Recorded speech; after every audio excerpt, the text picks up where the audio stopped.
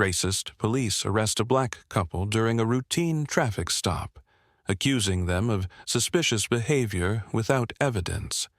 The flashing red and blue lights illuminated the scene as the couple sat calmly in their car, complying with every instruction. "License and registration," barked the officer, his tone harsh and dismissive. The driver handed over the documents, asking politely, "Is there a problem, officer?"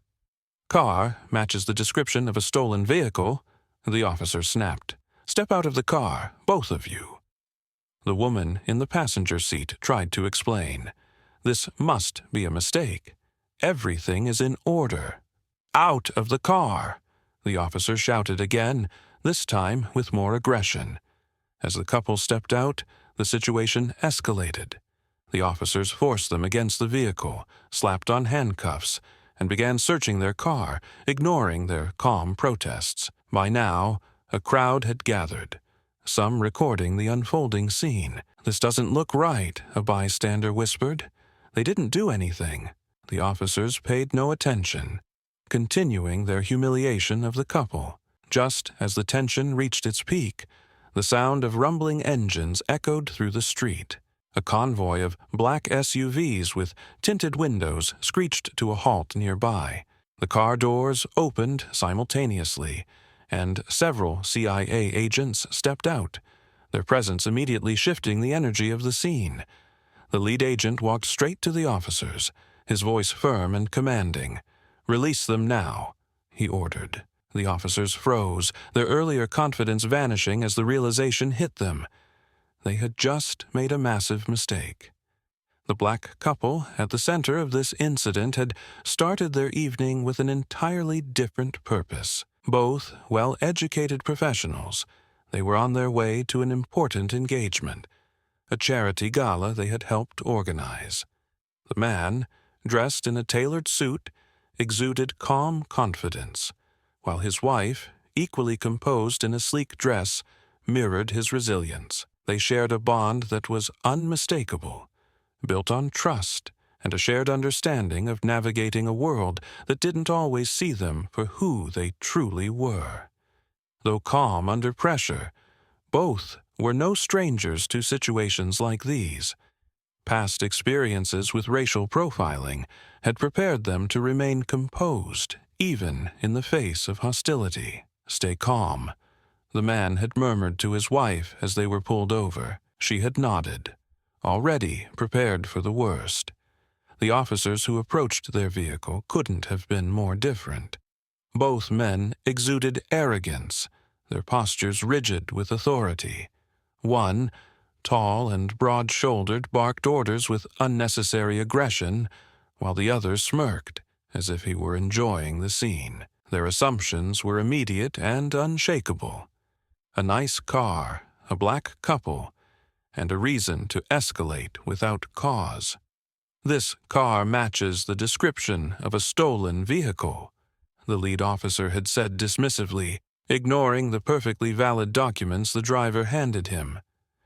To them, the couple's calmness wasn't a sign of cooperation. It was suspicious. "Step out of the car," the second officer had demanded, moving closer with a hand on his holstered weapon. The setting only amplified the tension. The traffic stop occurred in the middle of a bustling urban area, with people on sidewalks and cars slowing down to watch the scene unfold. Within minutes, a crowd had formed. Passers-by stopped to see what was happening, their murmurs growing louder as the couple was forced out of the car and handcuffed. "Why are they arresting them?" one bystander whispered to another. "They don't look like criminals to me," someone else replied, holding up their phone to record. Despite the murmurs of discontent, no one stepped in. The officers, emboldened by their unchecked authority, continued their aggressive behavior. The first officer shoved the man against the car with unnecessary force, while the second rifled through their belongings without a word of explanation. The couple, however, remained composed. "This is a misunderstanding," the man said calmly, refusing to raise his voice. "We're not resisting," his wife added, her voice steady, despite the humiliation of the cuffs. Their restraint only seemed to irritate the officers further. The smirking one muttered, "We'll see what you're hiding." Meanwhile, the crowd grew larger. Phones were out, recording every second of the escalating scene. "This doesn't feel right," someone in the crowd murmured. "They're being way too rough." The street's vibrant energy had shifted into palpable tension when the low rumble of engines broke through the air. Heads turned as the black SUVs rolled onto the scene, sleek and intimidating. When the CIA agents stepped out, the atmosphere transformed completely. For the first time, the officers faltered. Their expressions shifted from smug confidence to confusion and unease. The lead officer opened his mouth to protest, but the CIA agent's firm command silenced him instantly. "Release them now," the agent repeated, his voice cutting through the charged air like a knife. The tension in the air was thick as the CIA agent repeated his command. "Release them now." The officers, once brimming with arrogance, hesitated, their confidence visibly crumbling under the weight of authority they could not ignore. Just moments earlier, the scene had been very different, a boiling point of hostility and injustice. The couple's calm demeanor had done little to deter the officers from escalating the situation. "This car matches the description of a stolen vehicle," the lead officer had declared confidently, ignoring the man's valid license, registration, and proof of insurance that were already in his hand. "This car belongs to us," the man explained, his voice steady. "You can verify the paperwork. There's no mistake." His wife chimed in, her tone unwavering. "Everything is legitimate. We've done nothing wrong." The officer sneered, dismissing their words. "We'll see about that," he muttered, motioning to his partner. "Step away from the car," the second officer ordered, his hand hovering near his belt, a clear intimidation tactic. The couple exchanged a glance, silently agreeing to remain composed. This wasn't the first time they had faced such unfounded scrutiny. As they stood handcuffed next to their vehicle, flashbacks of past incidents flooded their minds. The husband remembered a time years ago when he was stopped for driving a nice car in the wrong neighborhood. Despite complying with every request, he had been forced to sit on the curb while officers searched his car for drugs they never found. His wife recalled a separate incident during her college years when store security had followed her every move, suspecting her of shoplifting simply because of her race. The humiliation and frustration of these moments had been seared into their memories, shaping their resilience and determination to remain calm under pressure. "We've been here before," the man murmured to his wife as the officers searched the car. "We'll get through it." She nodded, her eyes fixed on the growing crowd. "They'll see who we really are," she whispered back. The officers' behavior grew increasingly aggressive as they searched the vehicle. The lead officer rifled through their belongings, muttering baseless accusations. "What's this?" he asked, holding up a perfectly ordinary item. "Some kind of smuggling tool?" "That's a tire gauge," the man replied evenly, refusing to let the provocation rattle him. The second officer smirked, rummaging through the back seat. "Suspiciously clean car for a stolen one," he remarked sarcastically, ignoring the murmurs of discontent growing among the crowd. By now, the onlookers had begun recording the incident on their phones. "This is wrong," a woman whispered, her phone capturing every moment. "They've shown all their paperwork. What more do they need?" A man beside her added, "They're just trying to humiliate them. This isn't right." The officers, however, were too absorbed in their own arrogance to notice the public outrage simmering around them. "Hands behind your back," the lead officer barked suddenly, grabbing the man roughly by the arm. The crowd gasped as the man was forcibly turned and cuffed, his composed expression never faltering. "We've done nothing wrong," he said firmly. His wife protested as the second officer began cuffing her as well. "You're making a mistake," she said, her voice steady but firm. "This will not end the way you think it will." "Quiet!" the second officer snapped, yanking the cuffs tighter than necessary. By now, the crowd was visibly outraged. "They haven't resisted at all," one person shouted. Another added, "They're not even trying to explain themselves anymore. This is just abuse." The officers ignored the growing dissent, their actions becoming increasingly aggressive. The man was pushed toward the patrol car while his wife stood still, her gaze unwavering as she watched the scene unfold. Just as the officers were about to load the couple into the patrol car, the low rumble of engines filled the street. Heads turned as a convoy of sleek black SUVs rolled up, their tinted windows gleaming under the streetlights. The crowd murmured in confusion. "What's this?" someone asked. "More police."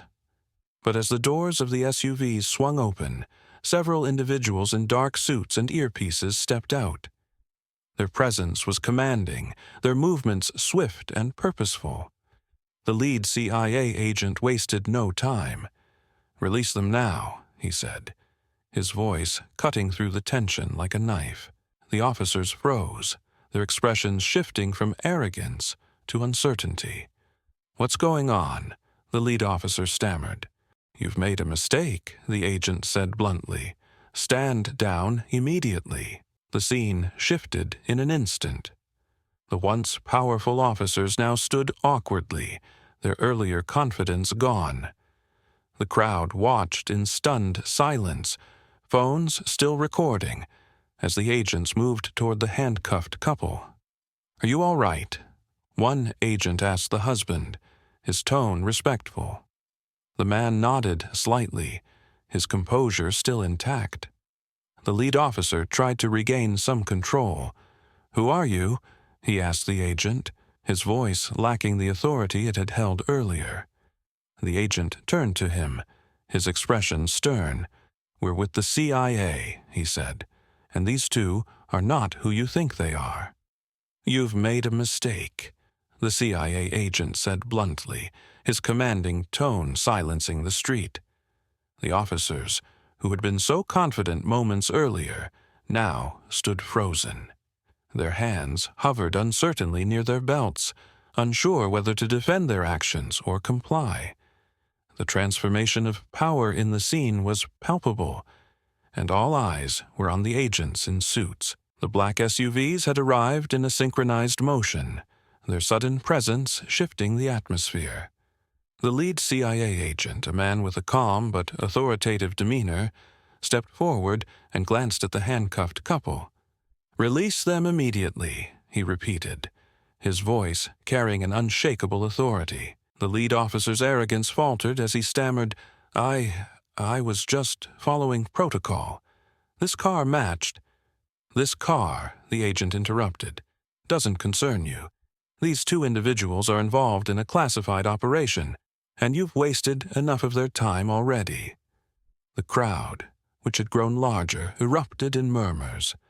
Phones were raised higher as bystanders recorded every second of the unfolding confrontation. The couple, still handcuffed but visibly composed, exchanged glances. They remained silent, letting the CIA agents handle the escalating situation. The lead officer, still trying to salvage his authority, attempted to justify his actions. "We were just doing our job," he said defensively. "They seemed suspicious and—" "Suspicious," the agent snapped, cutting him off. "Based on what? Their appearance? Or was it their calm demeanor that you mistook for guilt?" The officer's face turned red, and he looked down, unable to meet the agent's piercing gaze. "Take the cuffs off," the agent ordered sharply. The second officer, who had been silent until now, fumbled with the keys as he rushed to comply. The clinking sound of the cuffs being removed was audible even over the murmurs of the crowd. As the cuffs fell to the ground, The agent turned to the couple. "Are you all right?" he asked, his tone softening. "We're fine," the man replied, adjusting his jacket and brushing his hands over his wrists. "Thank you for stepping in." His wife added, "We knew this would be resolved. We've dealt with worse." Her calm words were a stark contrast to the growing discomfort on the officers' faces. The agent addressed the crowd next, his voice loud enough for everyone to hear. "Let this be a lesson to all of you standing here today. Assumptions based on bias lead to dangerous mistakes. These two individuals are not only innocent, they are operatives working on a matter of national security." Gasps rippled through the onlookers. A man in the crowd whispered, "Operatives? Like spies?" The agent continued, his focus now on the officers. "You embarrassed yourselves and this department today. Your actions weren't based on evidence. They were driven by prejudice." The lead officer tried once more to defend himself. "We thought—" "Stop talking," the agent said coldly. "Your thoughts just compromised a classified operation. There will be consequences for your actions." The crowd's murmurs turned into full-blown chatter as the realization sank in. These weren't ordinary citizens being harassed. They were key players in something far bigger than anyone had imagined. One of the bystanders shouted, "They need to be held accountable for this." The comment was met with nods and murmurs of agreement from others in the crowd. The lead officer, now visibly sweating, shifted uncomfortably. "We didn't know who they were," he mumbled, his earlier bravado entirely gone. "And that's the problem," the agent replied. "You shouldn't need to know someone's rank or role to treat them with respect. Your actions today exposed your bias, and that's something this department cannot afford." As the scene unfolded, the couple stood quietly, allowing the agents to handle the situation. Flashbacks of their extensive training and their unwavering commitment to justice filled their minds. They had prepared for moments like this, moments where their composure and professionalism would outshine the chaos around them. The lead agent motioned for his team to secure the scene. "We're done here," he said firmly. "We'll be filing a formal report on this incident, and we expect immediate disciplinary action." He turned to the couple and nodded. "You're free to go. Let's get you back on track for your mission." As the couple walked toward the waiting SUVs, the crowd began clapping softly, their earlier silence now replaced by admiration. One person called out, "Thank you for handling that so calmly." Another added, "You're an inspiration." The couple smiled faintly, but didn't stop to respond. They stepped into the SUV, leaving the officers standing awkwardly by their patrol car as the weight of their actions began to settle in. For the officers, the confrontation was over, but the consequences were just beginning. The crowd slowly dispersed, but the videos captured that day would tell a story that would spark discussions about bias, accountability, and the need for systemic change in law enforcement. As the black SUVs rolled away, the crowd lingered, buzzing with speculation about what they had just witnessed. The police officers stood awkwardly by their patrol car, their confidence shattered. But for the couple seated in the back of one of the CIA vehicles, the story was far from over. Inside the SUV, the lead CIA agent turned to the couple. "I'm sorry you had to go through that," he said, his voice calm but apologetic. The man nodded. "It's not the first time, and it likely won't be the last. But thank you for stepping in when you did." The agent hesitated before speaking again. "We'll address this incident, but let's focus on the mission for now. We can't afford any more delays." The conversation shifted, but the gravity of the earlier confrontation remained palpable. The couple wasn't just any ordinary pair. They were operatives working undercover on a high-stakes national security mission.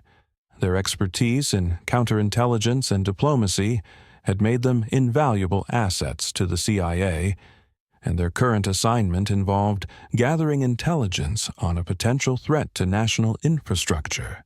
Flashbacks revealed their journey to this point. The man, a brilliant strategist with a background in cybersecurity, had been recruited by the CIA after his groundbreaking work on combating ransomware attacks. His wife, a seasoned diplomat and linguist, had spent years diffusing international conflicts before being approached by the agency. Their decision to join the CIA wasn't made lightly. They had discussed the risks, the sacrifices, and the challenges of working in an environment where they would often be underestimated or scrutinized because of their race. But ultimately, their commitment to justice and their desire to make a difference outweighed the potential drawbacks. As the SUV pulled into a secure facility, the couple was greeted by a small team of agents. The lead CIA agent addressed the group. "We're moving forward as planned, but first, I need to address what happened earlier." He turned to the couple, nodding respectfully. "Would you like to say anything?" The woman stepped forward, her calm demeanor commanding attention. "What happened back there wasn't just about us," she began. "It was about the assumptions people make and the biases that shape their actions. Those officers saw us, not as individuals, but as stereotypes. That's what led to their mistake." Her words resonated deeply, especially with the younger agents in the room who were still learning the nuances of their roles. Later, the lead CIA agent spoke to the crowd that had gathered outside during the earlier confrontation. "What you witnessed today is a reflection of a larger issue," he said. "Bias, whether implicit or explicit, has real consequences. Those officers assumed guilt based on nothing more than appearances, and that nearly derailed a critical national security operation." The onlookers listened intently, many still clutching their phones with the videos they had recorded. "What you do with what you've seen matters," he continued. "Share it, talk about it, and hold people accountable. Change doesn't happen in silence." For the couple, the incident was another reminder of the challenges they faced, both personally and professionally. Flashbacks showed how, time and again, they had to prove themselves in spaces where they were often underestimated. Yet, their determination never wavered. In one memory, the man sat in a tense meeting, explaining a complex cybersecurity solution to a room of skeptical officials. Despite their doubts, his strategy not only worked but also prevented a major cyber attack. In another, his wife calmly diffused an escalating conflict between two international delegations, using her linguistic skills and empathy to find common ground. Their shared resilience and dedication had prepared them for moments like this. Back at the facility, the lead CIA agent spoke privately with the couple. "You both handled yourselves remarkably well," he said. "Your composure under pressure is why you're so valuable to us, and to the mission." The man smiled faintly. "It's something we've had to learn," he replied. "Not just for the job, but for life." His wife added, "If there's one thing we've learned, it's that calm in the face of chaos often changes the outcome." The agent nodded, his respect for them evident. "Let's make sure this mission does just that. Changes the outcome for the better." The mission resumed, but the fallout from the earlier incident was far from over. Back in the urban neighborhood where the confrontation took place, the videos captured by bystanders spread rapidly online. The footage of the couple's calm resilience, the officers' aggressive behavior, and the CIA's dramatic intervention sparked widespread outrage. The department wasted no time addressing the public outcry. The officers involved in the arrest were placed on administrative leave, pending an internal investigation.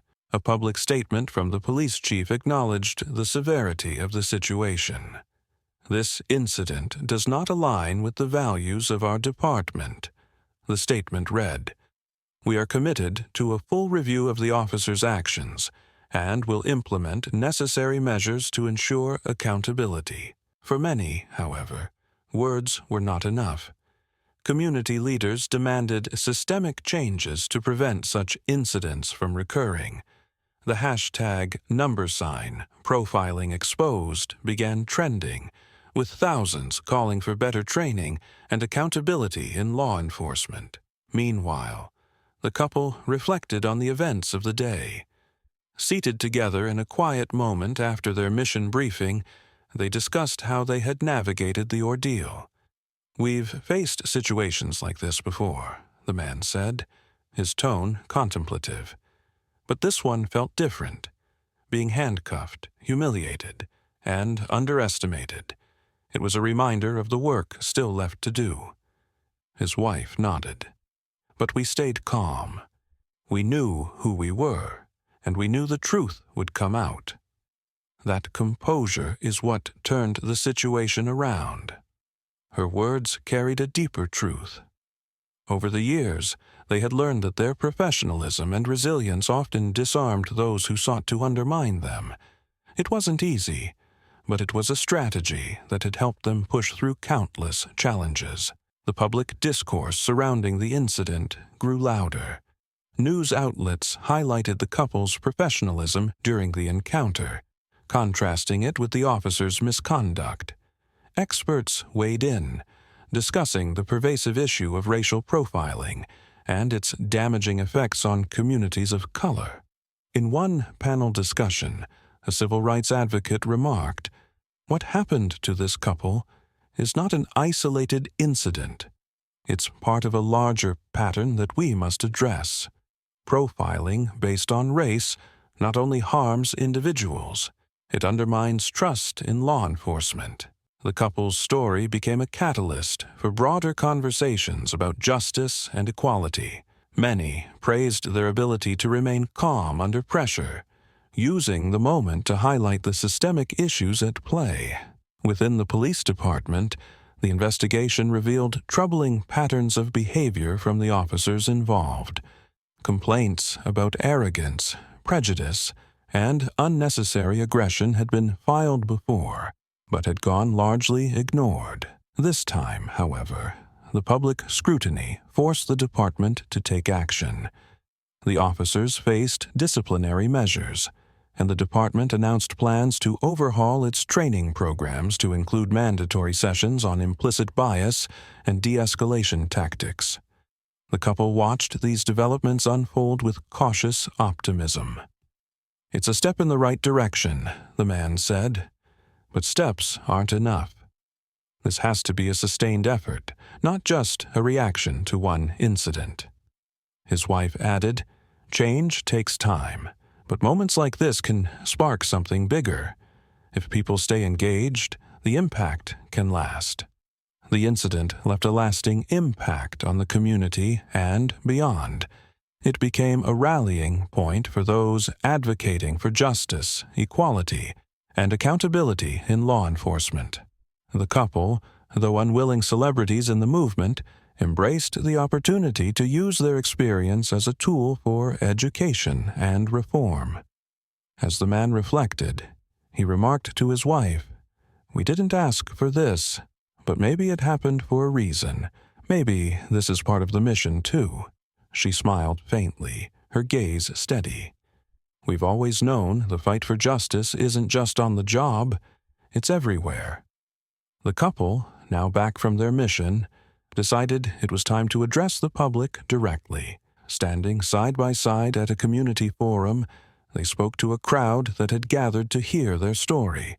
Their calm strength had inspired millions online, and now they used their platform to advocate for change. "We didn't want this to happen," the man began, his voice steady but resolute. "But it did. And while it was humiliating and painful, it wasn't unique.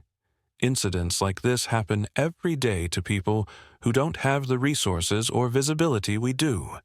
That has to change." His wife stepped forward, her tone calm yet commanding. "What those officers did was unacceptable," she said. "But it's not just about them. It's about a system that allows bias to shape decisions, often with devastating consequences. Accountability isn't optional. It's essential." The audience nodded, their expressions filled with determination. Phones were held up, recording every word. "To everyone watching this," the man continued, looking into the cameras, "we ask you to stand with us. Call out prejudice when you see it. Demand accountability from those in power. And don't stop pushing for systemic reforms that make justice a reality for everyone." His wife added the final words, her voice filled with hope. "Change doesn't come overnight, but it starts with each of us. Together, we can create a world where fairness and respect are the standard, not the exception." As the couple stepped away from the podium, the crowd erupted in applause, their words igniting a collective call to action. Months later, the couple sat together on their porch, reflecting on the ripple effects of the incident that had forever changed their lives. The videos taken that day had gone viral, sparking a nationwide conversation about racial profiling and systemic injustice in law enforcement. "It's incredible to see how something so humiliating turned into a push for change," the man said, gazing at the news headlines on his tablet. Police departments across the country were implementing new training programs focused on implicit bias and de-escalation, and several cities had begun independent reviews of their policies. His wife nodded. The officers were held accountable, but it's bigger than them. The community took this and demanded better. "That's what gives me hope." Their town had seen tangible changes. The department involved in the incident had revamped its training requirements, introducing mandatory workshops on cultural sensitivity and accountability. Community leaders worked closely with law enforcement to rebuild trust, ensuring that voices from marginalized groups were part of the conversation. For the couple, the experience served as a reminder of the strength found in resilience and the power of staying composed under pressure. "We didn't ask for this role," the man said, "but if it means fewer people will have to go through what we did, then it was worth it." His wife smiled faintly, her hand resting on his. It's a reminder that change isn't just about what happens in the moment. It's about what comes after, and what comes next is up to all of us.